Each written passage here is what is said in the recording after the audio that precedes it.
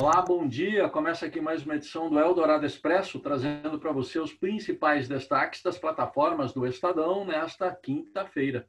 Oi, Carol, bom dia. Oi, Heisen, bom dia a você, bom dia a todos. A gente hoje ainda fala dos desdobramentos de uma aprovação muito importante no Congresso ontem. O Senado aprovou, depois de 2 anos e meio de discussões, um marco regulatório, marco legal do saneamento básico, que objetivamente abre para a iniciativa privada a possibilidade de concorrer com empresas públicas no fornecimento de serviços, de acesso à água e a esgoto. Hoje, 35 milhões de brasileiros não têm acesso à água encanada e metade da população brasileira não tem serviços de redes de esgoto. Isso no momento de pandemia, que a gente está falando aí, num país que já registra quase 54 mil mortes e 1.200.000 casos de coronavírus.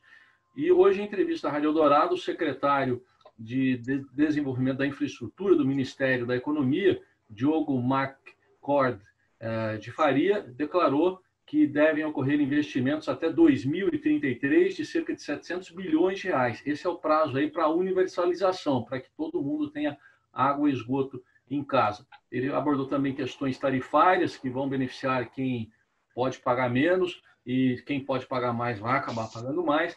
E ele apresentou uma conta de que só nesses 2 anos e meio de debate, 12 mil crianças podem ter morrido aí por várias doenças provocadas pela falta de saneamento básico. Essa entrevista está lá no nosso portal e no site da Rádio Dourado para você ouvir e acompanhar todos os detalhes desse fato histórico. Agora vai a sanção do presidente Bolsonaro, essa nova lei. A Justiça do Rio de Janeiro decide hoje o destino de uma ação contra Flávio Bolsonaro sobre as rachadinhas na Alerj. Se o processo for ao órgão especial, desembargadores podem anular alguns atos tomados até agora na primeira instância e, assim, possibilitar a saída de Fabrício Queiroz da cadeia. O senador, filho do presidente Jair Bolsonaro, é apontado pelo Ministério Público Estadual como um chefe de uma organização criminosa.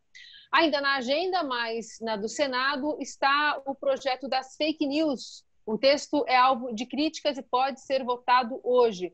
A pressão pelo adiamento dessa votação ganhou reforço até de entidades internacionais de defesa da liberdade de expressão e de direitos de usuários na internet. Repleto de pontos polêmicos, o texto exige que usuários, aliás, apresentem mais recursos e documentos ao habilitar linhas de celular, por exemplo, e investe contra o anonimato nas redes sociais. E hoje tem a Operação Lava Jato no Rio de Janeiro, Operação Fiat Lux, que investiga contratos da Eletronuclear. Um dos investigados é o ex-ministro de Minas e Energia no governo Lula, Silas Rondô. A operação ainda está em andamento no Rio de Janeiro e as primeiras informações, são informações ainda iniciais, falam de 207 milhões de reais de sequestro de bens dos envolvidos. Isso foi uma determinação judicial e você acompanha todos os detalhes da operação lá no portal do Estadão. O governo de São Paulo anunciou o plano de retomada da educação pública e privada no pós-Covid-19, numa pós-pandemia. As instituições poderão ser abertas quando todas as cidades completarem 28 dias na fase 3 de um plano de abertura. Até hoje, nenhum município alcançou essa etapa de flexibilização, mas o governo idealiza, então, dia 8 de setembro para a reabertura das escolas. Aí, 35% dos alunos de cada escola poderão retomar essas aulas presenciais e é possível que as escolas estaduais decidam fazer um rodízio também com os estudantes. No Rio de Janeiro, não há mais prazo para a reabertura ainda, né?